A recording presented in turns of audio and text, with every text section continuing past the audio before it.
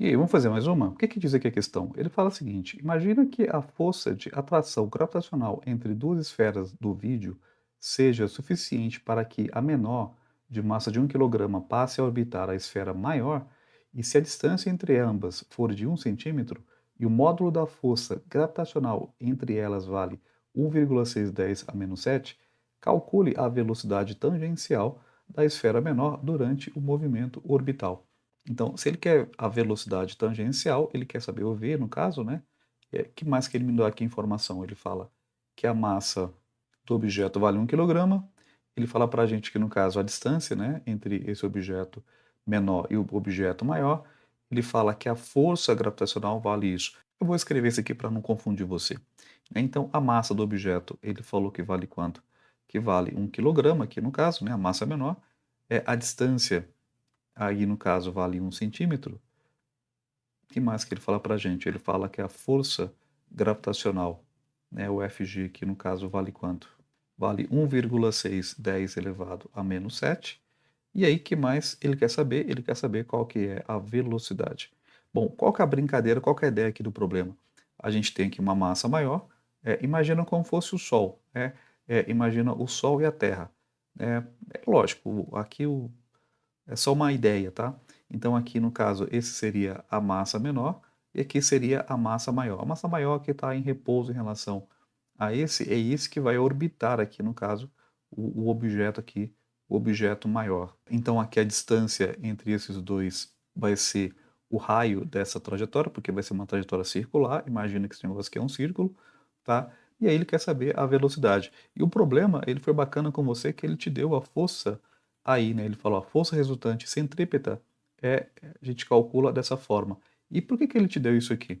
Então, aqui vai ter uma força, né, aqui no caso de atração entre os dois. Essa força de atração entre os dois, a gente pode falar o quê? Que a força gravitacional, ela vai assumir o papel da força centrípeta. Então, a gente pode deduzir claramente essa relação, porque aponta para o centro, né? Então, a força gravitacional aqui no caso vai ser a própria força centrípeta. Então, se eu usar aqui a formulazinha da força centrípeta que ele nos deu, que é quem? Que é massa vezes quem? Velocidade ao quadrado sobre o raio. A pergunta é a velocidade, né? Então a gente tem como calcular aí facilmente quanto que vale aqui no caso o V. Então a força centrípeta, como ela é igual à força gravitacional, eu vou trocar esse Fc aqui pelo Fg, que ele nos deu, que vale quanto? Que vale 1,610 elevado a menos 7. A massa, quanto que é a massa? A massa é 1 kg, aqui no caso velocidade ao quadrado, né, dividido pela distância. Lembrando que aqui está em centímetros, passar para metro, 1 cm é 0,01 metro, tá? Colocando isso em base 10, como é que fica, né? Fica 1 vezes 10 elevado a menos 2, então colocando aqui na base 10, fica 1/10 elevado a menos 2. Se você aqui não entendeu, deixa eu fazer aqui do lado só para você relembrar como é que fica essa brincadeira mesmo, né? Então aqui eu estou transformando esse cara aqui para a base 10. Então depois da vírgula, quantas casas eu andei? Andei duas casas. Então é 10 elevado aqui a menos 2 metros, tá bom? Aí, brincando aqui de matemática, eu vou multiplicar isso aqui em x, né? Eu vou cruzar isso aqui, então vai ficar assim, né? 1 vezes v quadrado é v quadrado. Você concorda comigo? Qualquer coisa vezes 1 é ele mesmo. E quanto que é aqui esse de cima vezes o de baixo? Então eu vou multiplicar 1,610 a menos 7 vezes 1 vezes 10 elevado a menos 2. Então fica v quadrado igual 1,6 vezes 1, vou multiplicar só o número da frente, porque isso aqui é multiplicação de base 10, né?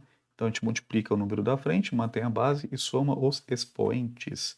Então vai ficar como? Vai ficar 1,6 vezes 10 elevado a quanto? Lembrando que na multiplicação de base 10 a gente, né, soma aqui os expoentes, então tem que somar esses dois. Tem dois negativos. Somando dois negativos, quanto que dá isso? Isso vai dar menos 9, né? Então vai dar aqui menos 9. E aí você fala, uma pessoa, mas eu não quero v quadrado, eu quero só v, verdade, né? Então a gente tem que levar a raiz quadrada dos dois lados. Então esse v, né, vai ficar como? Vai ficar v igual a raiz quadrada desse negócio aí, ó, 1,6 vezes 10 elevado a menos 9. Professor, eu não sei quanto que é a raiz de 1,6. E eu não sei quanto que é a raiz de 10 elevado a menos 9. Tem que ser um pouquinho macaco velho em matemática. Eu posso escrever esse número assim, ó, vê se você concorda comigo. Eu posso escrever esse 1,6, 10 a menos 9, como 16, 10 elevado a menos 10. Por que que eu posso fazer isso? Porque eu posso dar com a vírgula, né? Se eu andei com a vírgula para lá, né, aqui no caso, se eu andei com a vírgula para a direita, a gente, né, diminui aqui no caso um expoente. Então era menos 9, como eu diminuí, ficou menos 10. Toda vez que eu ando com a vírgula para a direita, aqui no expoente a gente tira, a gente diminui esse número. Então, como eu andei só uma casa, então aqui de menos 9 passou para menos 10. E por que que eu fiz isso? Ué, porque agora eu sei qual que é a raiz de 16. Qual que é a raiz de 16? Eu sei que a raiz de 16 é 4, né? E qual que é a raiz de 10 elevado a menos 10? A metade do expoente. Então fica 4, 10 elevado a menos 5.